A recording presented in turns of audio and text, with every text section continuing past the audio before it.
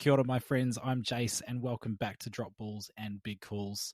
Today, I sit down with Paul Harrison, a trainer, speaker, and coach who knows what it takes to connect with people and spark change.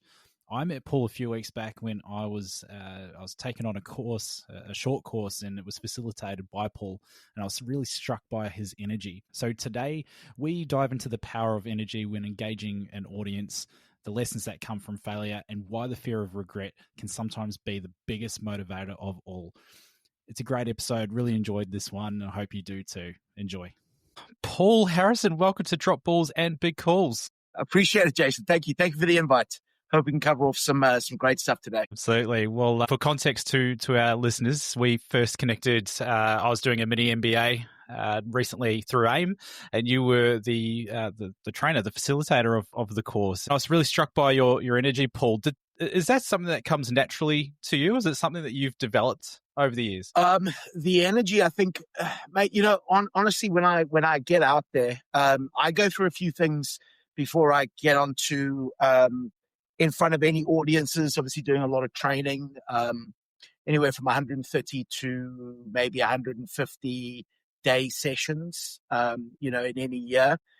But I always tell myself a little story before I get out there, and that is that, and you would have remembered me saying this, I'm sure, during the training, but one of the things I want to get across to my clients very often is that things that other people don't know. I said a lot of time people underestimate the value they bring to the table, particularly in a professional entity. And my thought process before I go out and train is I always know that there are going to be people in the room who are going to have problems that I can help them with, and problems that very often are going to keep them up at night. Because, stress that comes from work and stuff like that, it can be real rough. And I think a lot of the time that's stuff that I can help people with. So the conversation I have with myself is, firstly, I'm very grateful to be able to do what I love, what I genuinely love. But really being able to understand that there is stuff I can contribute to the audience that's going to help them take something of value, give them a return on their time invested, but also remove a lot of that stress that people battle with. Because I think a lot of the time the stress that we have in business is very much often down to not feeling comfortable or confident in dealing with the challenges that we face at work. And I think very often that's stuff I can help people with. So I take it as a big responsibility that I go out there and I need to be able to figure out what the challenges are that people are dealing with and then give them solutions to it. Because genuinely, I want people to get a phenomenal return on time invested. I want them having massive breakthroughs and having better results after the training. So my thought process is that I need to be engaging. I need to bring a great energy. I need to keep people interactive.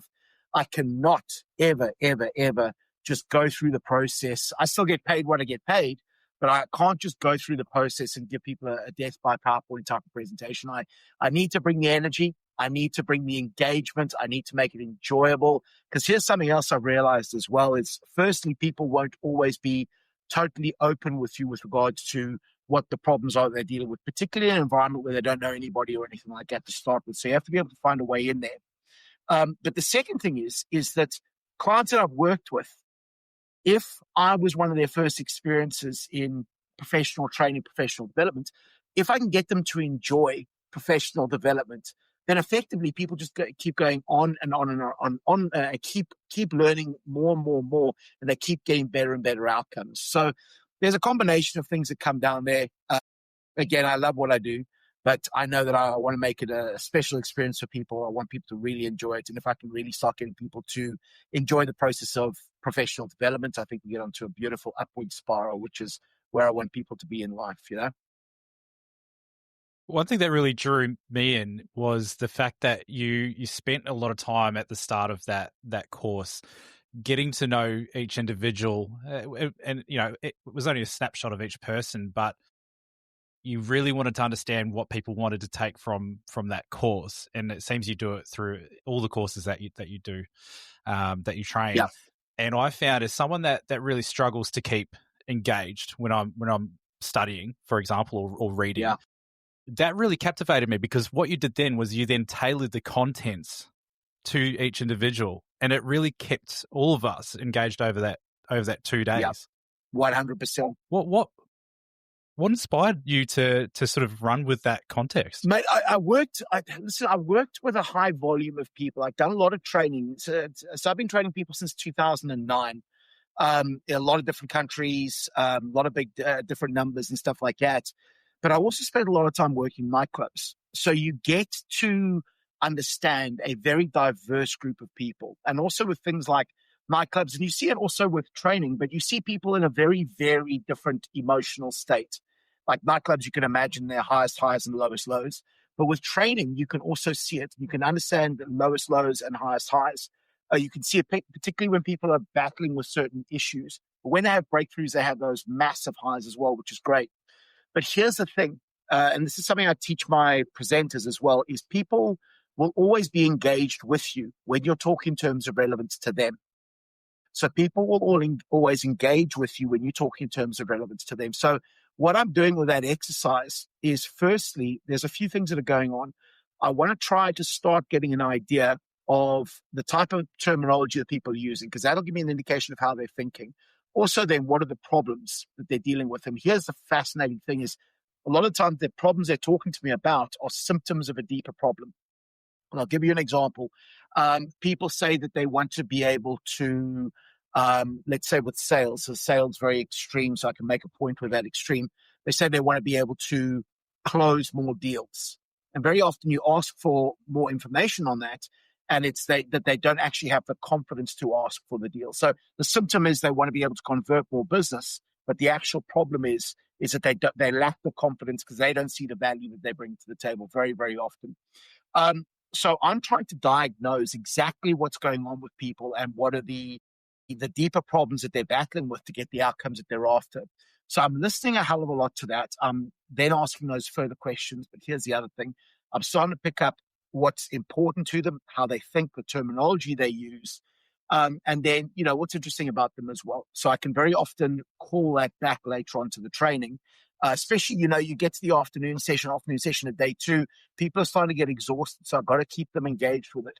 So bringing back aspects that are of relevance to them, it just keeps people engaged. It really does. And, I say that if you want to understand somebody else's view of the world, you have to listen to their words. If you can listen to their words, really, you can hear what's going on with them and get a beautiful understanding of them. So, yeah, that's my approach, to try and keep people as engaged as possible, trying to figure out what the problem is, what the core problem is as well. And really going as far as I can to be able to provide massive breakthroughs for them to help them get those better outcomes. What are the common themes that you see when people are struggling to find that the root cause of their problems day to day? There's a lot of noise out there. Business is complex at the best of times, and it's moving faster than it ever has, right? What are the common themes that you're seeing in terms of what's holding people back? That's a great question, Jason. Okay, bearing this in mind, in business, there's 3 areas I primarily focus on. So I focus a lot on leadership. So I do a lot of leadership training, a lot of communications training, and then the sales training as well. So there's about 16 or 17 different courses that fall under those 3 categories. I've got to tell you this. There are 4 core problems that I believe are what I refer to as the core 4. These are the main 4 problems that manifest themselves as symptoms on the surface level. 4 things. The first one is people want to be able to feel more confident. Okay, they want to be able to feel more confident. Very, very often, I think people are battling with lack of confidence, the imposter syndrome, the fear of being assertive, all of these different things. So confidence is a huge one, and I think it's the underpinning of everything. Second thing is they want to be able to influence and persuade other people. Okay, we're all just trying to get our needs met one way or the other. So if we can understand how to be able to influence and persuade others, that is crucial. I've got to tell you, influence and persuasion is done terribly in business. It really, really is. And I think there's a few blind spots we have as human beings that stop us from doing that. Third thing is people want to be able to understand other people's motivating factors. So if you can influence and persuade, that's great. But if you can really want to supercharge it, if you can understand what their motivating factors are, you can obviously align what you want with how it's going to benefit them. And that's great as well. And then the fourth thing is that people want to start understanding how other people think as well. So those are the 4 things. So there's the confidence aspect, there's the ability to influence and persuade, there's the ability to understand other people's motivating factors, And then there's a term I use, which is being able to create communications empathy, which is a term I've phrased up there, but it's effectively defined as seeing the world through your target audience's eyes. Because if you can do that, then effectively you can communicate in a much better way that's really going to help you find those better outcomes. Love it. So many gold nuggets in that, and it just took me back to that day you were talking about these very subjects. If I do my job well, there's certain things you can't unsee after the training. That's what I want for you, you know. 100%, and it made me think so deeply after. I'm naturally a deep thinker anyway, but it just took me down this complete rabbit hole. There was actually a book I think you mentioned in that course that I literally bought the day after, Coaching for Performance. I'm pretty sure that was you. Yeah, that was one of them. There's another book that you referenced to me as well, which changed your perspective on the world, Yes. I believe, which was Rich Dad, Poor Dad. Sure. What did that book teach you? Because we're talking your teenage years here when you first read this book. Right? No, not at all, mate. I was 30 years old. So Sorry. Yeah. You know, so what, a year or two ago. I'm only kidding. If only. No, I was 30 years old when I read that book, and the reason why it was such a shock to me, the reason that it had such a massive impact on me is because for the previous 9 years, all I wanted was a job where I could wear a suit, and that would show that I was a better person in the UK than I was when I left South Africa. And I was on track at the time to be, I was working in the square mile of London, and I was working as a PI broker. And I was on track to be the youngest associate director in the square mile with regards to the results we were getting. And I read this book, and it completely changed how I thought about things, because effectively this was my only goal. It was like I wanted to become somebody I was proud of.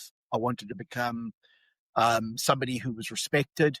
I wanted to do this stuff, and I thought that the best way to do it was to achieve great success in business. You know, in a job where I could wear a suit and be proud of myself. And I read that book, and I realized that everything else I wanted to achieve in life was not going to be the outcome of being in a job.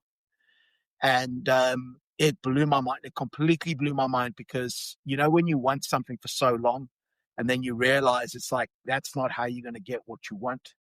And it's like, it's a huge identity clash. You start fighting with yourself. Like, you know, if this stuff is true, then everything else I've been fighting for has been a lie.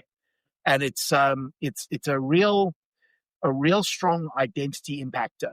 And it's something that I wrestled with for a number of months. And it was all I thought about. It was like, it was an ongoing battle on a day-to-day basis, because you've realized, and you know, in hindsight, I don't see it like this anymore, but you think that you've just wasted your life. You know, if in the pursuit of something that you're not really after, it's like, you know, the craziness that comes with that is quite something, particularly when that's all you're focused on. You know, you'll never find me talking a lot about work-life balance, for real, because I'm not that guy. I'm really not. I have a huge focus and love and happiness for, you know, my work. My work's a big part of my life, but, you know, there's pros and cons on that, because the pros are, if, you know, you focus on something you can be very successful with, which is great, with all the other aspects that come along there, particularly when you love what you do. But the other side is, if business is not going well, it can become a massive impact on your life as well. And there was a book that I read called Feel the Fear and Do It Anyway. This is going back years now. And the author, she was speaking about having a balance. So 20% of was your career, wealth creation, family, spirituality, and health. I think those were the 5 areas she had. And she said you want to be spending 20% of your time on each one of those, so you got a nice balance. And I remember thinking about it, thinking, I'm 80% business and 20% everything else. And it's like, you know, it was crazy, because you have that realization that it's not going well on the business side, or it's not going well.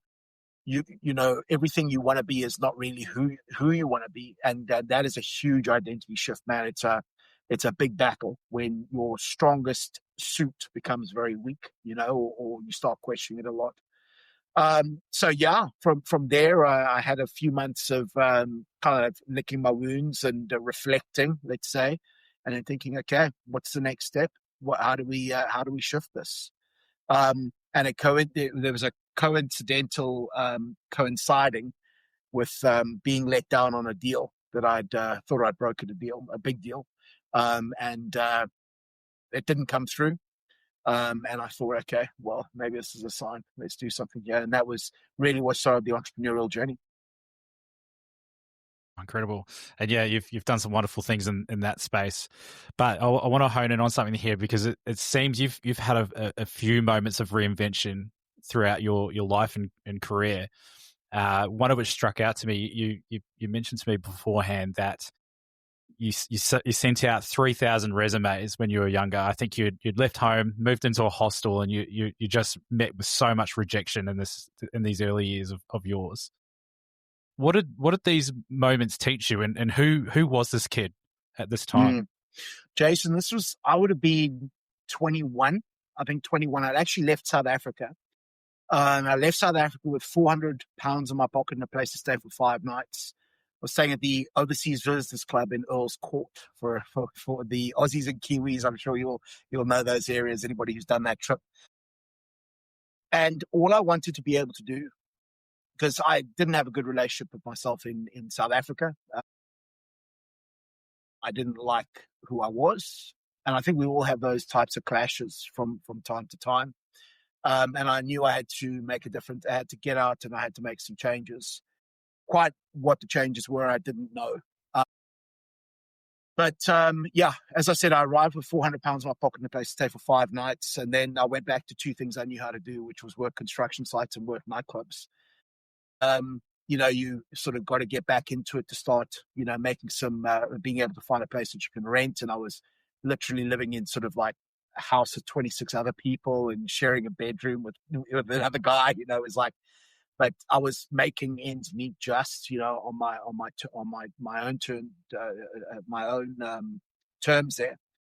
But then I wanted to be able to. That was a big difference for me. I wanted to be able to go and get a job where I could wear a suit, not just something that gets torn on a Friday night or something like that. So I started applying for jobs, and I kind of liked the idea of what marketing was. I didn't know a huge amount about marketing, but the other thing is I only just passed high school, mate. So academia was not a strength for me at all. My results were so bad that the university wouldn't even look at me, even if, I had been able to sort of get there. They wouldn't have even been open to me. So academia was not a strong suit of mine. But I wanted to be able to get a job where I could wear a suit. That was a huge thing for me. So I started applying for all of these jobs. So I was I think the website was read.co.uk at the time. And there was like an advertising board, I think like what Seek is now. And I was working nightclubs Thursday night, Friday night, Saturday night, Sunday night. And the rest of the time during the week, I was in the internet cafes. This is before I even had a computer or anything like that. It was an internet cafe.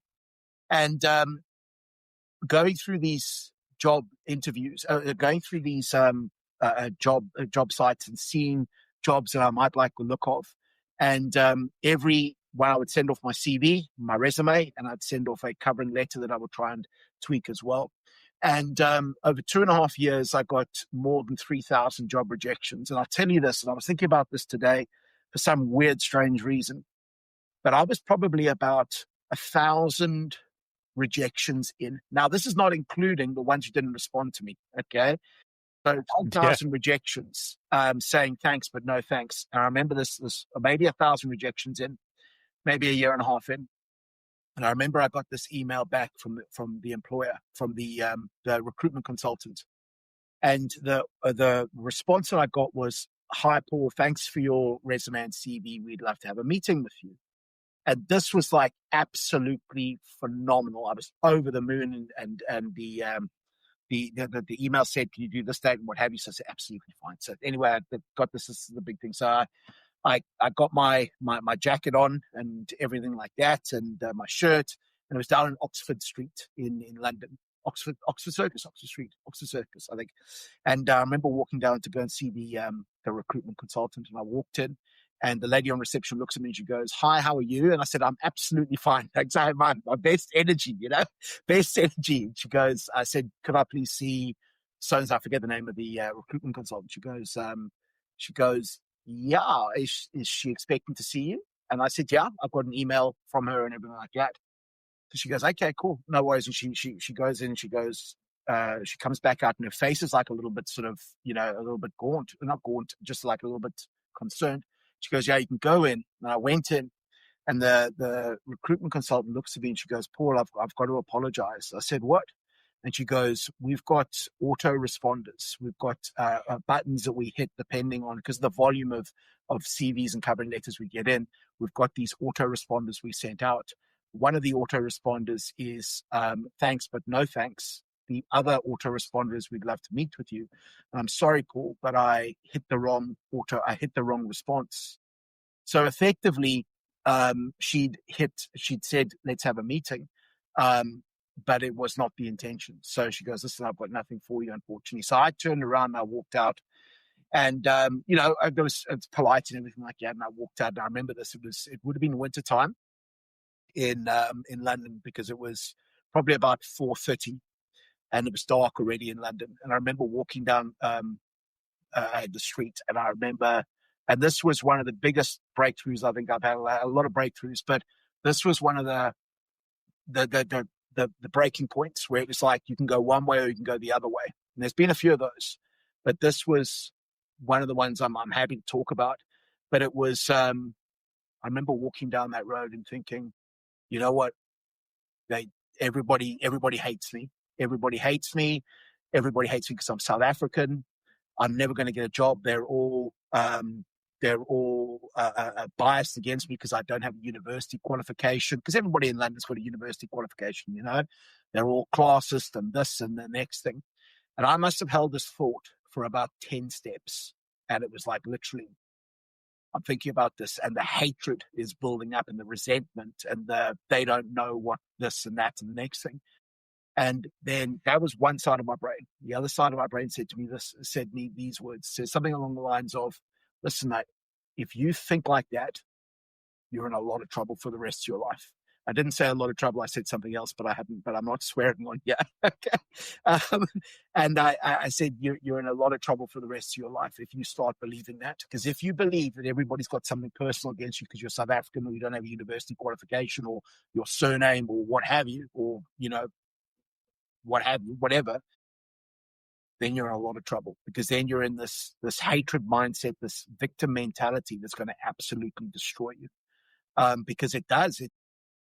And I'm not saying obviously that things are fair, because things are never fair, and I don't think they ever will be fair, depending on who you ask. But that inability, that moment of breaking out of that mindset, which was, I'm owed something, and somebody once said to me as well, growing up, was, "This world meets nobody halfway. You got to go and get what you owe nothing in this life." And it's brutal, it's direct, but it's how it's true. And when you start remembering, you start believing that, it's like, no, listen, I have to control what I can control. And one of the things I can start trying to control is my mindset and how I think and where I put my focus. Is it going to be on what I haven't got, or how life's wronged me, or this or that, or the next thing? And we can all reference that. Or am I going to put my mind into something where I can really start focusing on getting a potential solution here? So that was a huge moment for me. It was a huge moment. And I think sometimes, Jason, you've got to go to a certain level before you really get a lesson that sticks with you, And I remember, I think having that moment, it's like, you get to choose. You get to choose whether you're going to cry, and you cry alone, or you're going to smile and the world smiles with you, because no one's coming to save you. You've got to keep your mind and your focus in the right direction. And I am a massive advocate for that. And you'll remember, obviously, from the training, I'm sure, we would have focused a lot on keeping your focus on stuff that's empowering rather than disempowering, which is not easy to do, because, again, I have a belief that the human brain is negatively wired, or we're more inclined to notice the negatives way before the positives. But man, if we stay in that negative state, it is brutal, and it gets people to this negative downward spiral, and then you start associating with other people who think like that as well, and it's just it becomes rough. It really does, and yeah, that's why again talk about you may remember whatever you focus on dictates how you feel. How you feel dictates your frame of mind. Frame of mind dictates actions. Actions dictate outcomes. So controlling that focus and what I'm telling myself is absolutely crucial. So yeah. Oh, yeah, that's incredible. There's actually a quote that I read from a book over summer. David Nita, he's a mental skills performance coach over in New Zealand, and he said the quality of your life is basically dictated by the quality of the questions that you ask of yourself and others. Absolutely. And that hit me because I've had a few moments like that in my life as well, and what you said there is exactly that. It's how you react to a situation, the questions you ask yourself, the way you talk to yourself, and then how you move forward. Like such an important tool, and not easy to do. No, absolutely not easy to do.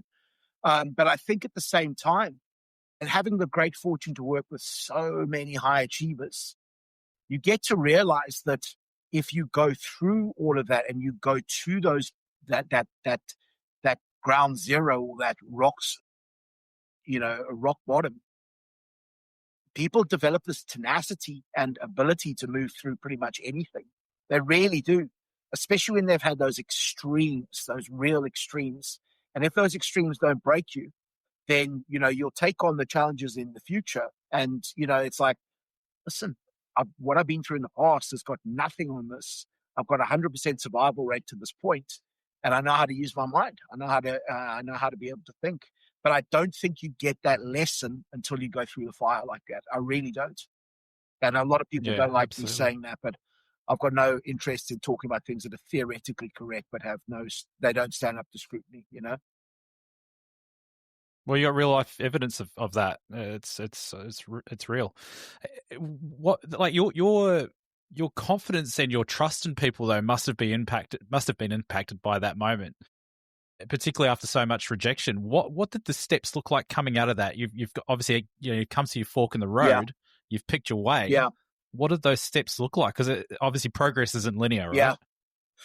Yeah, progress isn't linear. What were the steps to listen? I think that once I had that realization I'm going in the right direction, I think that I think one of the things I've learned, or I learned, is that I will, especially when dealing with other people, especially early on, I have to be the source of my own happiness, my own success. I understand that.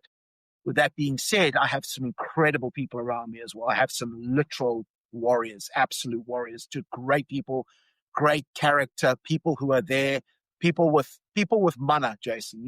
You'll know that term, yeah? And yes. But those relationships don't happen straight away. I think also you want to become the kind of person that you want to associate with as well. Because if you don't have that, then other people who want to associate with good people as well, they won't associate with. So we have to become who we want to associate with as well. And then I think also realizing that it's my opinion about myself that matters. Of course, I want to do the right thing by my clients and people that I work with and my family and everything like that. But the truth of the matter is I think I'm very aware of potential risk exposure. If I'm dealing with somebody who I don't know, who I don't have a lot of who I don't have long-term confidence in, or I don't trust them or what have you, then I won't create massive risk exposure there. Because the thing is, I think that we really come short when we entrust too much on people who we can't expect to come through for us. Does that resonate? Yes. Yeah.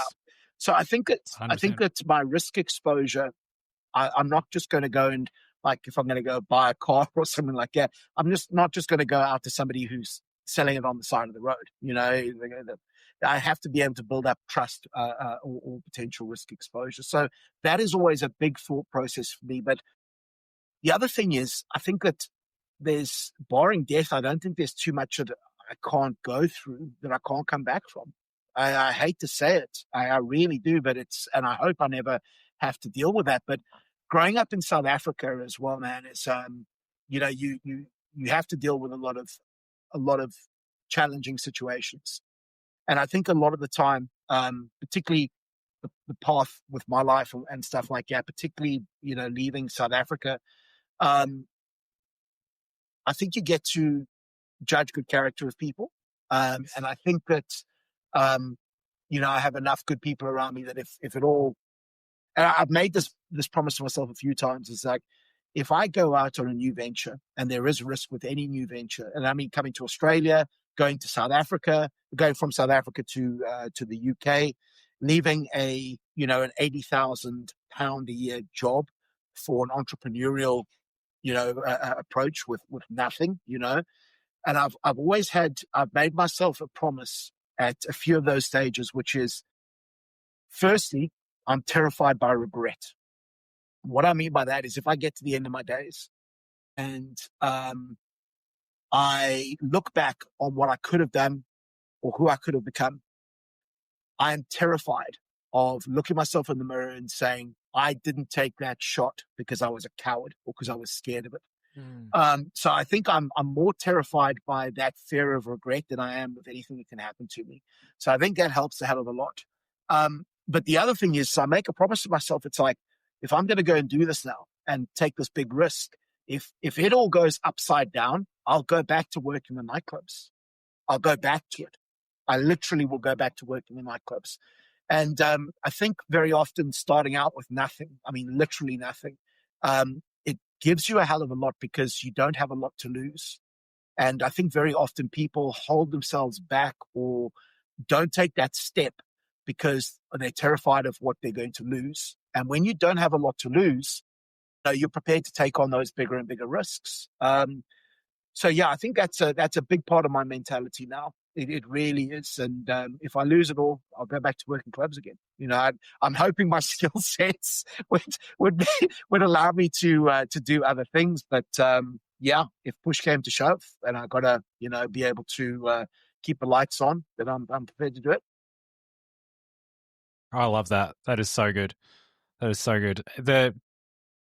You talked about risk before, and then going on to bigger risk. What do you think was more scary to you, or what was the more riskier proposition? Leaving that job to start your own business, begin that entrepreneurial journey, or leaving everything to come to a foreign land here in Australia? What was more scary, mate? Honestly, I don't think that fear held me for a long time in either of those steps. Because again, sometimes you've got to do what you've got to do. And I was terrified and thinking about the fear of regret, because it's like, if I left my job, and this was like at 30, I think I left the city, the financial services. I was on at that age and making that kind of money, it was crazy. But it was something I had to do. And I knew that it was like, I can't just stay in here, because yes, it means that I will make a good salary and I'll sort of have a 9 to 5, that I have a foundation to do whatever else I want to do. But sometimes I don't know, you just can't unsee that other, and I knew it would bug me. And it's just like, I have to have more peace of mind, even if I have nothing, than what could have been. That is just something that haunts me so much. And I'll tell you where it even plays through. It plays through even now when I'm facilitating. You think about it. Some of the workshops we run get 3 days, 4 days, 5 days back-to-back facilitation. You get to Thursday afternoon, you get to Friday, and you're broken physically, mentally, and emotionally. You're not sleeping well at night. Your muscles are cramping up, all of this stuff. Sometimes even I can't see clearly sometimes when I'm facilitating to that degree of exhaustion. And I don't know whether I should be saying this or not, but it's like, you think you have this option in your head just to dial it back a little bit, just to relax, to coast a little bit. But then that fear of knowing that I'd stepped back and coasted when I could have actually helped somebody make a massive breakthrough, like right at the end, that would be something that would haunt me. It really would. And I would way rather deal with the downside risk way more than regret, through fear. So it's like, let's just do this. Let's go. Let's send it. Everything you've got. Let's see what happens. So I don't think fear played a huge part for me. Not everybody has fear. I think everybody has fear, but and I think that fear for me in that context very often will make me as prepared as I possibly can be to go out and do these things. But I think fear, the worst part about fear is when it stops you from doing something. It's fine to feel fearful in the moment or as you're about to do something. But in my opinion, for me, it is not good. It's not good enough for me to be fearful for long enough that it stops me proceeding in the direction I need to go for. What was the vision that you created for yourself when you were going towards that entrepreneurial journey? Because I think a lot of people, even myself included, like sometimes you have these ideas of like, yeah, okay, I'm at this point now. Like I want to make the leap. What direction do I go? There are so many different avenues I could take things, where my passions lie, etc. But these kinds of decisions hold people back. What was the vision you created for yourself at this point, and how did you come to the point where you took the leap? Yeah, I think I just wanted to I wanted to have some degree of freedom, and what I mean by that is you can do what you want with who you want, when you want, as much as you want, but more than that, I really felt that I had a lot more to contribute than just what a 9 to 5 was giving me, for real. For so many years, I've been researching so much on different entrepreneurial skills, from everything from sales to copywriting to, a little bit of an understanding about taxation and accountancy and all of these different skills. And then obviously still, working the 9 to 5 and being in very competitive marketplaces. But I just felt that I had a lot more to contribute. And, there is the risk reward aspect of entrepreneurialism, or running your own business. And I mean, listen, I'm not running like a $150 million turnover business or anything like that. But I'm in a position now where I feel I can contribute. And I think that is a lot more than in my actual job, than sort of in a 9 to 5. So, yeah, I think I just want to see who I really can be. I think that's probably it. And I've never said that before. I probably never said that before because I haven't thought about it along the lines that you've just addressed. But I think I wanted to see who's in here. I want to see not just, what I'm doing as far as the, job description in a 9 to 5, but I want to see, let's let it hang out. Let's see who's in here. Let's see if you really can be who you want to be. And I think that is an aspect of freedom. I think it's an aspect of choice of people I get to work with, so I can choose who I want to work with.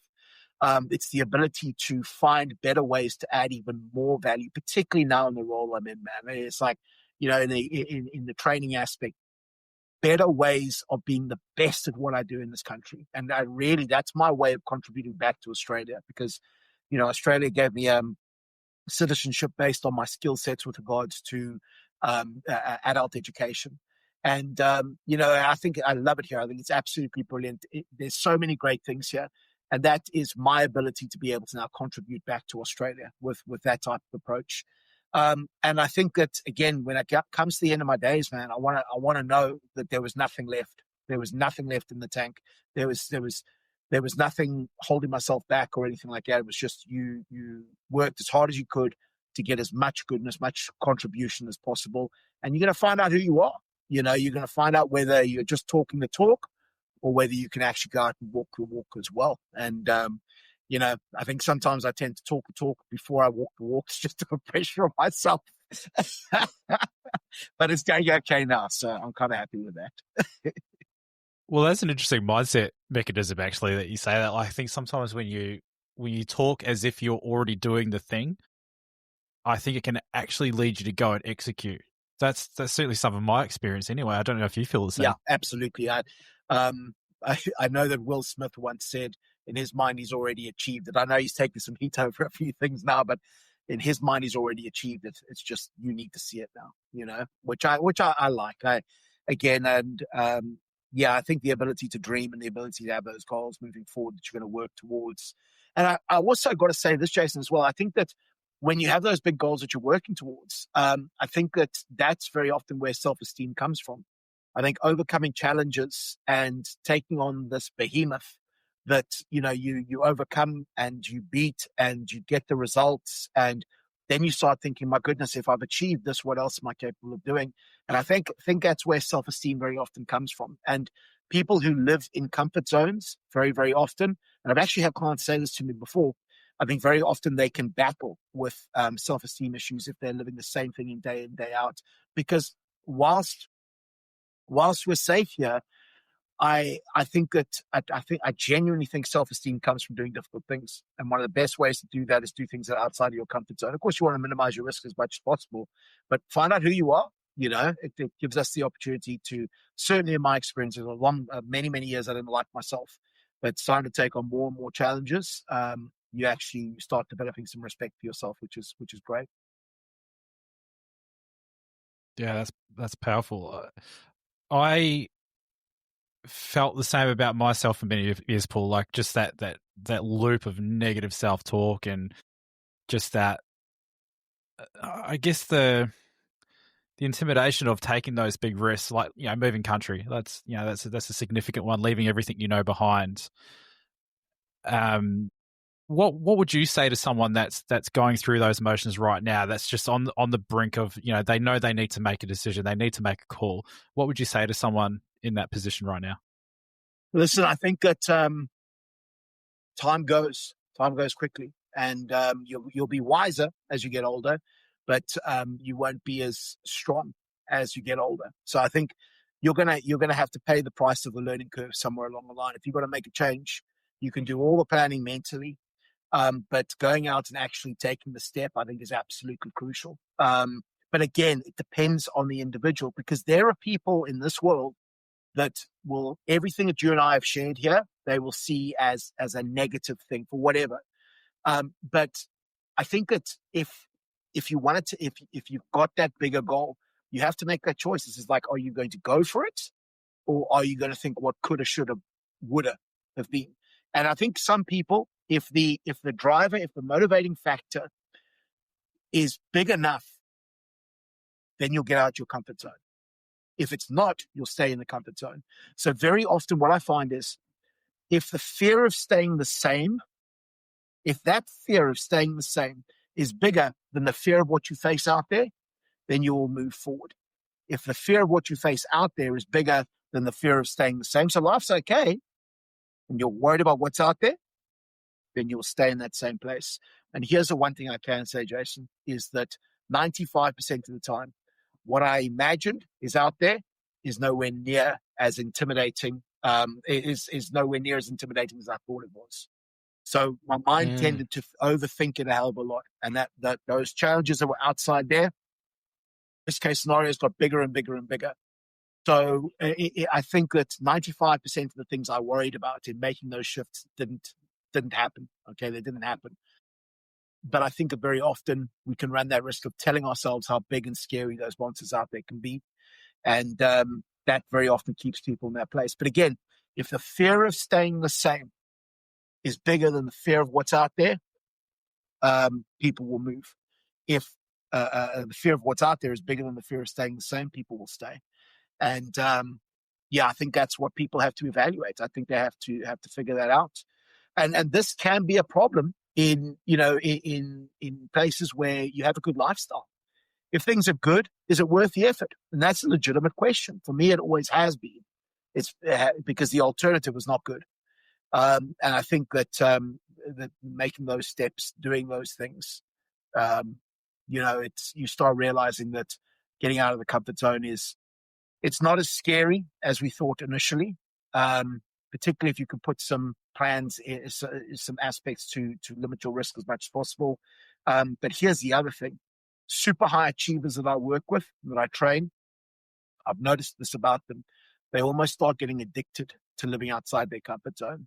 That feeling, that dopamine and serotonin release when you achieve something that a year ago was completely outside of your target, your comfort zone, is a beautiful addiction. It's a beautiful aspect that people can get connected to. And then very often what you can find is, and I see this a lot in the entrepreneurial world, is if things are too easy, these people, they start becoming like, what would it be the term that I would use? they start becoming very uncomfortable in themselves. They're almost looking for things to sabotage or what have you. So very often, a lot of these people I'm working with, a lot of people I'm sort of guiding or what have you, checking in with me, it's like, let's keep you on the front foot, because they have to have some foil, some challenges to run against. That's when they feel happiest. And if they're not working like that or taking on new challenges, they become complacent, and that's not a good place for them to be. A lot of them.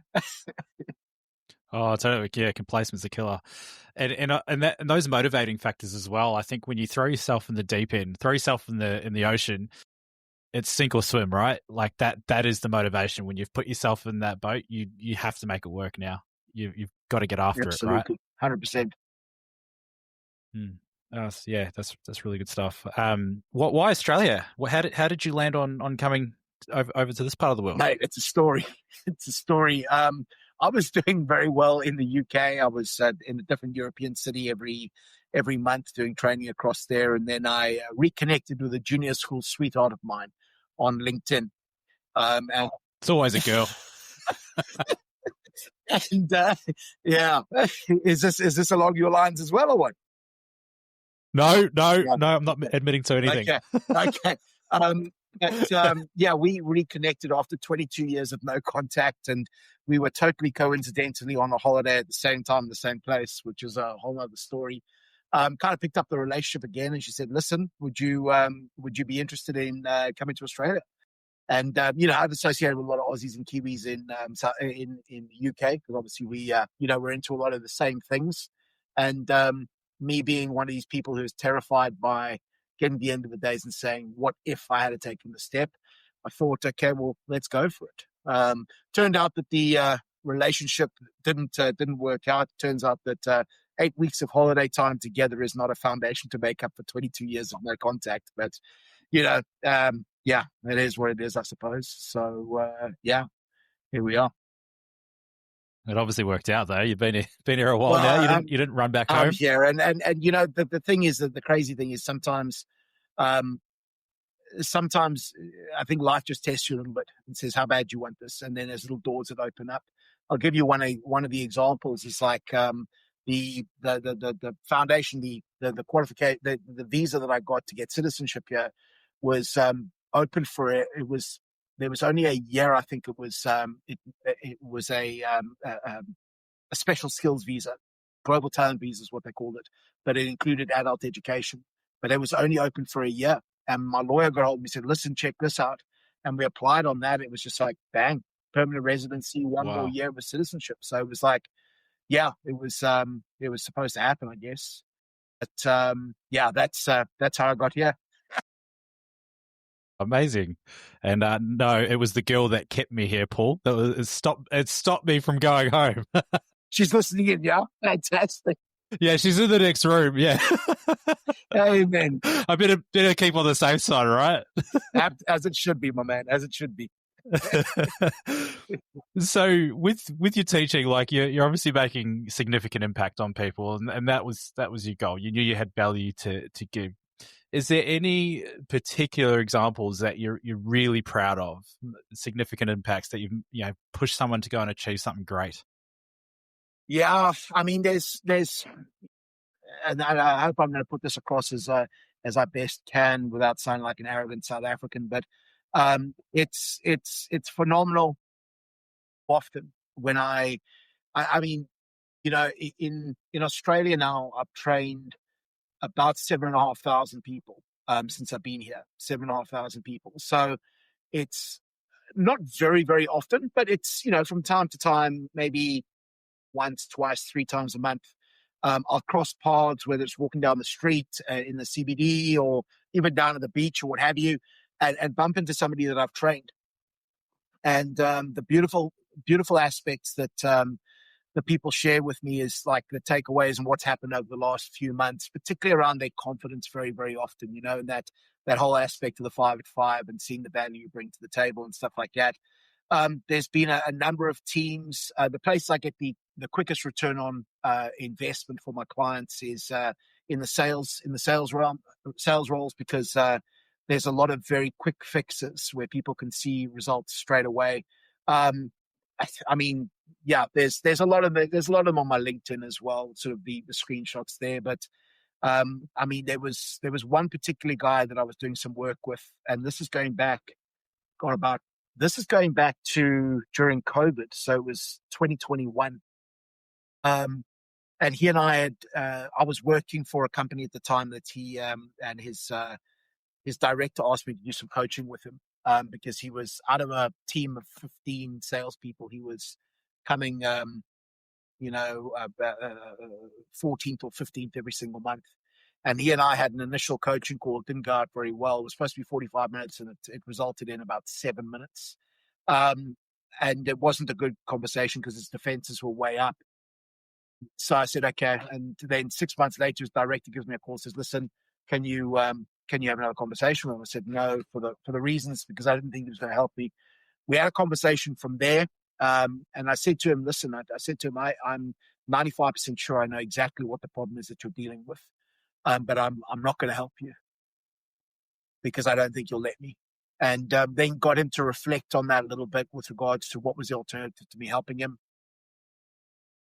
And then we started working together as of I think it was the 22nd, 23rd of November, 2020. As of February 2021, he hadn't left the top 3 of his team that he was working within. So I think that was sort of, just one specific area. But yeah, for one specific entity, because he was very closed off to doing any coaching or any working like that together. So that was, and we've become very good friends as well. So that was awesome. And just seeing how his whole life has changed, because, people will say, don't take your work home with you, but how things go at work do have an impact on other areas of life as well. And, he's got some phenomenal results now. He's really, really doing well. And that's awesome to see. But again, I want that for every client I have. I really do. And that's why I make myself available after the training, because my sole focus is better outcomes for clients. That's it. Otherwise, what the hell am I doing? That's the one thing that's really stood out for me with yourself, Paul, like the investment that you have in people, even after the fact. You just don't really get that anywhere else. And I'm certainly really grateful that I came across yourself that day, and you already made a profound impact on my life, and even what we've discussed today. Just it's given me so much to think about and to work with, and I'm sure it's going to do the same for a lot of others. So appreciate it. Yeah, just really appreciate you, and really proud of the journey that you've been on, Paul. Really cool to see. Thank you, mate. I appreciate it. And I really I enjoy seeing your journey as well, and particularly with this aspect. It's absolutely awesome. But mate, I tell you, the work I do is very self-serving, because there is no better thing that you get than seeing people having those breakthroughs and moving in that direction, and crossing paths with them in a year's time. Their lives are completely different. It's like, it's phenomenal. It really is. So it is self-serving. It's getting that level of joy, and getting paid well, and all of this good stuff. It's awesome. It really is. I'm very happy in that role. But I appreciate your kind words there, mate. Thank you. Amazing. And where can people find you, Paul, if they want to get in touch and they want to utilize your services and become a better version of themselves? Where can people find you? Yeah, beautiful. Probably LinkedIn's best place. I do try and put a lot of useful content out on LinkedIn as well. So if you just go onto LinkedIn and type in Paul Harrison Trainer, you'll find me there. Otherwise, I think you'll probably find me through Google with Paul Harrison Trainer as well. Otherwise, the Better Outcomes website, it's the 3Ws, better-outcomes.com.au. But LinkedIn's probably the best place. LinkedIn's probably the best place, and hopefully a place I can add more value to them as well. But we'll put everything in the show notes when this comes out, mate, so people can find you. But hey, thank you so much again for making time for me, mate, and believing in this, and for wanting to provide value to people out there. Really appreciate it. Beautiful stuff, Jason. Thanks so much for the invite, my man. Really hope this is helpful to your audience, and keep doing what you're doing.